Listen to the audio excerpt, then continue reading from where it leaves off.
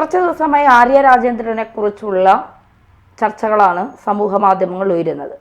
ന്യൂയോർക്കിൽ ആര്യ രാജേന്ദ്രനെ പോലെ ഒരു മേയർ ഉണ്ടായിരുന്നെങ്കിൽ എന്ന് ഇപ്പോൾ മേയറായി തിരഞ്ഞെടുക്കപ്പെട്ട സഹ്റാൻ മംധാനി പങ്കുവച്ച 2021 പങ്കുവച്ച ഒരു പോസ്റ്റാണ് ഇപ്പോൾ ചർച്ചയാകുന്നത്. ഈ തിരുവനന്തപുരത്തെ മേയർ എന്ന രീതിയിൽ ആര്യ രാജേന്ദ്രൻ അത്ര വലിയ മികച്ച മേയറാണോ? അല്ല, ആര്യ രാജേന്ദ്രൻ ചർച്ചയിലേക്ക് വരുന്നത് അവർ ഏറ്റവും പ്രായം കുറഞ്ഞ മേയർ എന്ന നിലക്ക് തിരഞ്ഞെടുക്കപ്പെട്ട സമയത്താണ്. അത് വലിയ വാർത്താ പ്രാധാന്യമുള്ള ഒരു സംഭവം തന്നെയായിരുന്നു. അതുകൊണ്ടാണ് അത്തരത്തിലന്ന് വാർത്തയിൽ അവർ നിറഞ്ഞു നിന്നിരുന്നത്.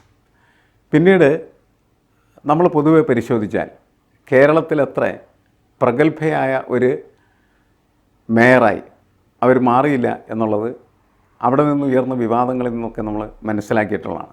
എങ്കിലും അവരുടെ ഒരു പ്രായത്തിൻ്റെ പരിഗണന നമ്മൾ നടത്തിയാൽ പല പ്രായപൂർത്തിയായ ആളുകളും അല്ലെങ്കിൽ വയസ്സന്മാരായിട്ടുള്ള ആളുകളും നിർവഹിക്കുന്നതിനേക്കാൾ പല കാര്യങ്ങളിലും ഇടപെടാനും അതേപോലെ തന്നെ കാര്യങ്ങൾ നിർവഹിക്കാനൊക്കെ കഴിഞ്ഞിട്ടുണ്ട്. പക്ഷേ ഒരുപാട് വിവാദങ്ങളുണ്ടായി, ഒരുപാട് പോരായ്മകളുണ്ടായിട്ടുണ്ട്.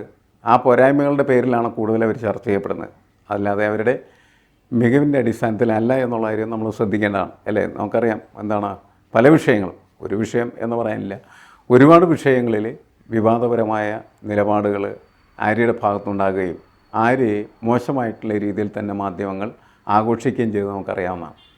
പക്ഷേ തിരഞ്ഞെടുക്കപ്പെടുന്ന സമയത്ത് ആര്യയുടെ പ്രത്യേകത എന്ന് പറയുന്നത് 21ാമത്തെ വയസ്സിലെ ഇന്ത്യയിൽ ഒരിടത്തും ഒരു മേയറും അങ്ങനെ ഉണ്ടായിരുന്നില്ല എന്നുള്ളതാണ്. അതായിരുന്നു ആ വാർത്തയുടെ പ്രാധാന്യം. അത് കണ്ടിട്ടായിരിക്കണം ഇപ്പോൾ ന്യൂയോർക്കിൽ തിരഞ്ഞെടുക്കപ്പെട്ടിരിക്കുന്ന മേയർ അങ്ങനത്തെ ഒരു പോസ്റ്റ് അദ്ദേഹം ഫേസ്ബുക്കിലായിരുന്നു കുറേ നാൾ മുമ്പ് ഇട്ടതാണ്. അതാണ് ഇപ്പോൾ ചർച്ചയാവുന്നത്. പക്ഷേ 21 വയസ്സ് എന്ന ഏറ്റവും കുറഞ്ഞ മേയർ, ഈ BJP പലപ്പോഴും ആരോപിക്കുന്നത് മേയർക്ക് പക്വതയില്ലായ്മയാണ് മേയർ ഈ കാട്ടിക്കൂട്ടുന്ന കാര്യങ്ങൾക്കൊക്കെ പിന്നിലെന്നാണ്. ഈ സാധാരണ കമ്മ്യൂണിസ്റ്റുകാർ യുവാക്കളെ ഒന്നും വലിയ രീതിയിൽ പ്രോത്സാഹിപ്പിക്കുന്നതായി കണ്ടിട്ടില്ല. പലപ്പോഴും ഇപ്പോഴും 90-95 വയസ്സായവർ തന്നെയാണ് പല പദവികളിലും കടിച്ചു തൂങ്ങിക്കിടക്കുന്നത്. അവർക്ക് അധികാരം വിട്ട് മറ്റൊന്നിനെ കുറിച്ച് ചിന്തിക്കാൻ കഴിയില്ല. അവരെങ്ങനെയാണ് ഈ ആര്യയ്ക്ക് ഇത് കൂടെ പലപ്പോഴും പറയുന്നത് ആര്യയെ ഇരുത്തിക്കൊണ്ട് പല കാര്യങ്ങൾ നടപ്പിലാക്കുന്നത് മറ്റു പലരെന്നാണ് പറയുന്നത്. അപ്പോൾ ഇത്തരത്തിൽ വയസ്സിന് കുറഞ്ഞ പക്വത ലെവലേശം തൊട്ട് തീണ്ടാത്ത ഒരാൾ എങ്ങനെയാണ് മേയർ ആയത്? അല്ല, ആര്യ രാജേന്ദ്രൻ്റെ ഒരു വളർച്ച പാർട്ടിയിൽ ഈ ചെറിയ കുട്ടിയായിരിക്കുന്ന സമയത്ത് തന്നെ പാർട്ടിയിലേക്ക് കടന്നു വരുന്നതാണ്. ബാലസംഘത്തിലൂടെ വളർന്നു വന്ന ഒരു നേതാവാണ്. അപ്പോൾ അതുകൊണ്ട് ഈ ആര്യയുടെ ജീവിതത്തിൽ ഉടനീളം ഒരു പാർട്ടി സ്പർശം എന്ന് പറയുന്നത് വളരെ കൂടുതലായിരുന്നു.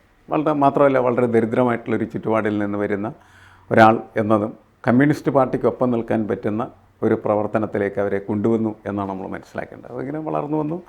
ശരിയാണ്, ആവശ്യത്തിന് പക്വതകളൊക്കെ വേണം എപ്പോഴും. പക്ഷേ പക്വമാകുന്നത് വരെ കാത്തിരിക്കണോ രാഷ്ട്രീയ നേതൃത്വത്തിലേക്ക് യുവാക്കളെയും യുവതികളെയും കൊണ്ടുവരുന്നതിന് എന്ന് ചോദിച്ചാൽ നമുക്ക് പറയാൻ പറ്റുന്നൊരു കാര്യം എന്താണ്? അവരെ രാഷ്ട്രീയത്തിലേക്ക് കൊണ്ടുവന്ന് പക്വമതികളാക്കി മാറ്റുക എന്നുള്ളതാണ്. അല്ലാണ്ട് ഇവർ പഴുത്ത് പാകമായതിനു ശേഷം അവരെ ഏതെങ്കിലും അധികാരം ഏൽപ്പിച്ചു കൊടുക്കുക എന്ന് പറയുന്നത് അത്ര ശരിയായ കാര്യമല്ല. മാത്രമല്ല, മനുഷ്യൻ്റെ ഒരു ആയുസ് വെച്ച് പരിശോധിക്കുന്ന സമയത്ത് അവരൊരു 25-നും 35-നുമൊക്കെ ഇടയ്ക്കുള്ളൊരു കാലഘട്ടത്താണ് വളരെ സാഹസികമായിട്ട് അവരുടെ ഊർജ്ജം ചെലവഴിക്കാനായിട്ട് കഴിവുള്ളവരായി തീരുക. പിന്നീട് പലതരത്തിലുള്ള കെട്ടുപാടുകളിലും പെട്ട് പല കാര്യങ്ങളും ചെയ്യാനായിട്ട് കഴിയാത്ത ആളുകളായിട്ടാണ് അവർ മാറിത്തീരുന്നത്. എന്നുവെച്ചാൽ ഈ 21-25 വയസ്സൊക്കെയുള്ള ഒരാൾക്ക് വിപ്ലവകാരിയായിട്ടിരിക്കാം. പക്ഷേ കുറേ കഴിയുമ്പോൾ അവരുടെ വിപ്ലവങ്ങളെ സമ്പൂർണ്ണമായിട്ട് ഉപേക്ഷിച്ച് പോകേണ്ട സ്ഥിതിയും അവരുടെ ജീവിതത്തിൽ ഉണ്ടാകാറുണ്ട്. ഈ അപക്വതയാണ് അതിസാഹസികമായിട്ടുള്ള പല കാര്യങ്ങളിലേക്കും എടുത്തെറിയാനായിട്ട് ചെറുപ്പക്കാരെ പ്രേരിപ്പിക്കുന്നത്. അങ്ങനെയാണ് നമുക്ക് ഈ ഭഗത് സിംഗിനെ പോലുള്ള ആളുകളുടെ പ്രവർത്തനങ്ങൾ ഇന്ത്യയെ തന്നെ ഞെട്ടിക്കുന്നതും അത്ഭുതപ്പെടുത്തുന്നതുമായിട്ട് മാറിത്തീർന്നത് ആ പ്രായത്തിൻ്റെ ഒരു പ്രത്യേകത കൊണ്ടാണ്. അത്തരം പ്രായങ്ങളിലാണ് ലോക ക്യാമ്പസുകളിലും വലിയ തരത്തിലുള്ള വിപ്ലവങ്ങളും കലാപങ്ങളും ഒക്കെ ഉണ്ടാകുന്നത്. അതുകൊണ്ട് പ്രായം എന്ന് പറയുന്നത് ഒരു നല്ല ഫാക്ടറായിട്ട് നമുക്ക് എടുക്കാം. പക്ഷേ ആ പ്രായത്തിൻ്റെ ഏറ്റവും വലിയ പോരായ്മ അതിന് പക്വത ഉണ്ടാവില്ല എന്ന് തന്നെയാണ്. അതുകൊണ്ട് സമ്പൂർണ്ണമായിട്ട് ഇവരെ മാറ്റി നിർത്തേണ്ട കാര്യമില്ല. എനിക്ക് തോന്നുന്ന മേയർ ന്യൂയോർക്കിലെ മേയർ മന്ദാന അതിലെ ഈ കാര്യത്തിൽ അങ്ങനത്തെ തീരുമാനമെടുക്കുന്നതിലേക്ക് എത്തിച്ചേരാനുള്ള പ്രധാനപ്പെട്ട കാരണം ഈ പ്രായത്തിൻ്റെ ആകർഷണീയത കൊണ്ട് തന്നെ ആയിരിക്കണം. അല്ല, MA ബേബി എന്ന് പറയുന്ന ഒരു ദേശീയ സെക്രട്ടറി, അദ്ദേഹത്തിൻ്റെ പിന്നെ സ്ഥാനം എന്താണെന്നുള്ളത് കേരളം മുഴുവൻ തിരിച്ചറിഞ്ഞ കാര്യമാണ്. കാരണം അദ്ദേഹത്തിൻ്റെ ആ പേര് മാത്രമേ ഉള്ളൂ, സ്ഥാനപ്പേര് മാത്രമേ ഉള്ളൂ. അദ്ദേഹത്തിൻ്റെതായ ഒരു കാര്യങ്ങളും നിർവഹിക്കാൻ അദ്ദേഹത്തെ പിണറായി അനുവദിക്കുന്നു പോലുമില്ല എന്നുള്ളതാണ്. സാധാരണ ഒരു പാർട്ടിയുമായി ബന്ധപ്പെട്ട ഒരു മന്ദിരമൊക്കെ ഉദ്ഘാടനം ചെയ്യാൻ ദേശീയ സെക്രട്ടറിയാണ് ക്ഷണിക്കുന്നത്, അദ്ദേഹമാണ് മുന്നിൽ നിൽക്കേണ്ടത്. ഈ CPM-നെ സംബന്ധിച്ചിടത്തോളം മുഖ്യമന്ത്രിക്ക് മുകളിലാണ് പാർട്ടി സെക്രട്ടറി എന്നാണ് പറയുന്നത്. പക്ഷെ പിണറായിക്ക് ശേഷം അങ്ങനെ ഒരു കാര്യം നമ്മൾ കണ്ടിട്ടുമില്ല, കേട്ടിട്ടുമില്ല. ഇപ്പോൾ സീതാറാം യെച്ചൂരി ഉണ്ടായിരുന്ന സമയത്ത് ഒരു പരിധി വരെ അതിനെ ആ തലത്തിൽ കൊണ്ടുപോകാൻ കഴിഞ്ഞു എന്നുള്ളത് ഒരു യാഥാർത്ഥ്യമാണ്. അത് അദ്ദേഹത്തിൻ്റെ കുറച്ചുകൂടി ശക്തമായ നിലപാടുകൾ പിണറായിക്ക് പിടിച്ചു നിർത്താൻ കഴിയാത്തത് കൊണ്ട് മാത്രം എന്ന് പറയാം. പക്ഷെ MA ബേബി വന്ന സമയത്ത് പലരും പിണറായിയുടെ വാലാട്ടിപ്പട്ടിയായി MA ബേബി മാറി എന്നൊക്കെയുള്ള പല വിമർശനങ്ങൾ, അത്രയും വലിയ രൂക്ഷ വിമർശനങ്ങൾ ഉന്നയിച്ചവർ വരെയുണ്ട്. അപ്പോൾ അവിടെയാണ് ആര്യ രാജേന്ദ്രന് വളരെ വലിയ പ്രസക്തിയും വലിയ ചേർത്ത് പിടിക്കലും ഒക്കെ സഹാക്കന്മാർ മുഴുവൻ നൽകുന്നത് എന്നുള്ളതാണ്. ഇവിടെയാണ് ഒരു പൊരുത്തമില്ലായ്മ നമുക്ക് കാണാൻ സാധിക്കുന്നത്.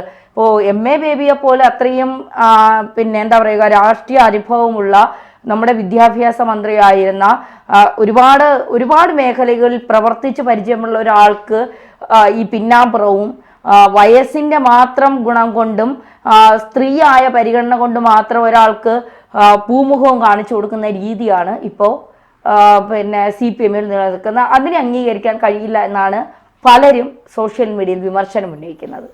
അല്ല, ഇത് നമ്മൾ കാണേണ്ടത് എങ്ങനെയാണെന്ന് വെച്ചാൽ MA ബേബിയും പിണറായി വിജയനും തമ്മിലുള്ള തർക്കം എന്ന് പറഞ്ഞാൽ ഒരു അധികാര തർക്കത്തിൻ്റെ പ്രശ്നമാണ്. പാർട്ടി ഒരുപാട് കാലമായിട്ട് പിണറായി വിജയൻ്റെ കൈകളിലായിരുന്നു.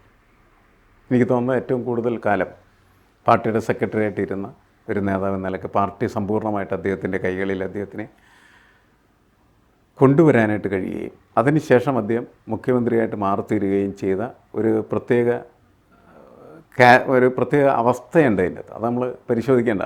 അങ്ങനെയാണ് അദ്ദേഹത്തിന് ഈ അധികാരാധിപത്യം എന്ന് പറയുന്നത് സമ്പൂർണ്ണമായിട്ട് നിലനിർത്താനായിട്ട് കഴിഞ്ഞു.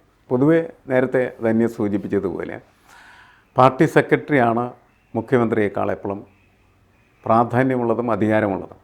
അത് അച്യുതാനന്ദൻ്റെ കാലത്ത് കൃത്യമായിട്ട് അച്യുതാനന്ദൻ നായനാരെ ബോധ്യപ്പെടുത്തി കൊടുത്താണ്. നായനാർ മുഖ്യമന്ത്രിയായിരുന്ന സമയത്ത് നായനാരെ വരച്ച വരയിൽ നിർത്തി കാര്യങ്ങൾ ചെയ്തിരുന്ന ഒരു പാർട്ടി സെക്രട്ടറി ആയിരുന്നു VS അച്യുതാനന്ദൻ. അന്ന് AK സെൻറ്റർ അറിയപ്പെട്ടിരുന്നത് ഭരണം നിയന്ത്രിക്കുന്ന ക്രെംലിൻ കൊട്ടാരം എന്നായിരുന്നു, അങ്ങനെ ഒരു വിശേഷിപ്പിക്കപ്പെട്ടിരുന്ന. അതിനുശേഷം പിന്നീട് VS അച്യുതാനന്ദൻ മുഖ്യമന്ത്രിയായി. അപ്പോൾ പാർട്ടി സെക്രട്ടറി ആരായി? പിണറായി വിജയനായി. പിണറായി വിജയൻ VS അച്യുതാനന്ദനെ സമ്പൂർണ്ണമായിട്ട് നിയന്ത്രിക്കുന്ന നിലയിലേക്ക് വരികയും അതങ്ങനെ നിയന്ത്രിക്കാൻ പറ്റാത്ത തരത്തിലുള്ള സംഘടനമായി മാറിത്തീരുകയും ചെയ്തതിൻ്റെ പരിണിത ഫലമാണ് പിന്നീട് VS-ഉം അതേപോലെ തന്നെ പിണറായിയും തമ്മിലുള്ള ഗ്രൂപ്പ് യുദ്ധങ്ങളുടെ ആരംഭം എന്ന് പറയുന്നത്. MA ബേബിയുടെ സ്ഥിതി എന്താണെന്ന് വെച്ച് കഴിഞ്ഞിട്ടുണ്ടെങ്കിൽ MA ബേബി ഒരു സമയത്ത് കേരളത്തിൽ നിന്ന് കേരള പാർട്ടി നാടുകടത്തിയതാണ് എങ്ങോട്ട്? ഡൽഹിയിൽ. അവിടെ നിന്ന് അദ്ദേഹം തിരിച്ചു വന്ന് പാർട്ടിയുടെ അഖിലേന്ത്യാ സെക്രട്ടറിയായി മാറി എന്നുള്ളത് അദ്ദേഹത്തിൻ്റെ ഒരു നേട്ടമാണ്, വിജയമാണ്. പക്ഷേ കേരളത്തിൽ അദ്ദേഹം വരുമ്പോൾ പാർട്ടിയുടെ അഖിലേന്ത്യാ സെക്രട്ടറിയായിട്ട് അദ്ദേഹത്തെ പരിഗണിക്കുന്നില്ല. അതുകൊണ്ടാണ് പാർട്ടി സെക്രട്ടറി പങ്കെടുത്ത ആ സമ്മേളനത്തിൽ, എന്നുവെച്ചാൽ ആ സമ്മേളനം എന്ന് പറഞ്ഞാൽ പാർട്ടിയുടെ കേരളത്തിലെ പ്രമുഖമായിട്ടുള്ള ഓഫീസ് ഉദ്ഘാടനം ചെയ്യുന്ന വേളയാണ്. ശരിക്കും CPM-ൻ്റെ ഒരു മൂല്യബോധമുണ്ട്, അല്ലെങ്കിൽ ഒരു മൂല്യവ്യവസ്ഥ. അതനുസരിച്ചിട്ട് അത് ഉദ്ഘാടനം ചെയ്തേണ്ടിരുന്നത് പാർട്ടി സെക്രട്ടറിയാണ്, മുഖ്യമന്ത്രിയല്ല. ഇവിടെ മുഖ്യമന്ത്രിയെ പാർട്ടി സെക്രട്ടറിക്ക് മുകളിൽ സ്ഥാപിച്ച CPM നിലപാടെന്ന് പറയുന്നത് തെറ്റായിട്ടുള്ള നിലപാട് തന്നെയാണ്. അതുകൊണ്ടാണ് സോഷ്യൽ മീഡിയ അതിനെ ചോദ്യം ചെയ്യുകയും വിമർശിക്കുകയൊക്കെ ചെയ്യുന്നത്. ആര്യ രാജേന്ദ്രൻ്റെ കേസ് വേറെയാണ്, അത് ഇതുമായിട്ടൊന്നും നമുക്ക് താരതമ്യം ചെയ്യേണ്ട കാര്യമല്ല. ശരിക്കും പക്ഷേ ഒരു കാര്യം കൂടെ ചോദിച്ച് അവസാനിപ്പിക്കുക. അതായത് പിണറായി വിജയനെ സംബന്ധിച്ചിട്ടുള്ള എൻ്റെ ഫിഗർ എൻ്റെ തല ഞാൻ, ഇതിലപ്പുറം മറ്റാരെ അംഗീകരിക്കാനോ മറ്റാരെയും പുകഴ്ത്തുന്നതോ പിണറായിക്ക് ഇഷ്ടമല്ല. അങ്ങനെ ആര്യ രാജേന്ദ്രനെ ന്യൂയോർക്കിൽ നിന്ന് വരെ ഒരു പുകഴ്ത്തൽ വന്ന സ്ഥിതിക്ക് ഇത് അംഗീകരിക്കാൻ പിണറായിക്ക് കഴിയുമോ? എന്ന് വെച്ചാൽ ആര്യ രാജേന്ദ്രൻ്റെ കാലം ഏതാണ്ട് അവസാനിക്കാറായി എന്നാണ് തന്നെ സൂചിപ്പിക്കുന്നത്. പാർട്ടിയിൽ അങ്ങനത്തെ ഒരു പ്രശ്നമുണ്ട്. കാരണം വെച്ചാൽ MV രാഘവൻ EMS ഒക്കെ ഇരിക്കുന്ന ഒരു വേദിയിലേക്ക് MV രാഘവൻ വരുന്ന സമയത്ത് EMSന് കിട്ടിയതിനേക്കാൾ കൂടുതൽ കയ്യടി MV രാഘവന് കിട്ടി എന്നാണ് പറയുന്നത്. അതുകൊണ്ടാണ് അന്ന് മുതൽ ആരംഭിച്ച ഒരു പ്രക്രിയയുടെ ഫലമായിട്ടാണ് എം പി രാഘവൻ പാർട്ടിയിൽ നിന്ന് പുറത്താക്കപ്പെടുന്നതെന്നൊരു കഥയാണ്. അത് സ്വാഭാവികമായിട്ടും ഈ പാർട്ടിയുടെ നേതൃത്വത്തിലിരിക്കുകയും സ്വേച്ഛാധിപത്യ സ്വഭാവത്തിലേക്ക് തിരികുകയും ചെയ്യുന്ന ഏതൊരു നേതാവിനും തോന്നും എന്നേക്കാൾ കൂടുതൽ കയ്യടി ആർക്കും വേണ്ട. ആര്യ രാജേന്ദ്രന് കൂടുതൽ കയ്യടി കിട്ടിയിട്ടുണ്ടെങ്കിൽ അത് തീർച്ചയായിട്ടും അടുത്ത ദിവസം എന്ത് ചെയ്യും, നിശബ്ദമാക്കപ്പെടാനുള്ള സാധ്യത കൂടുതലാണ്.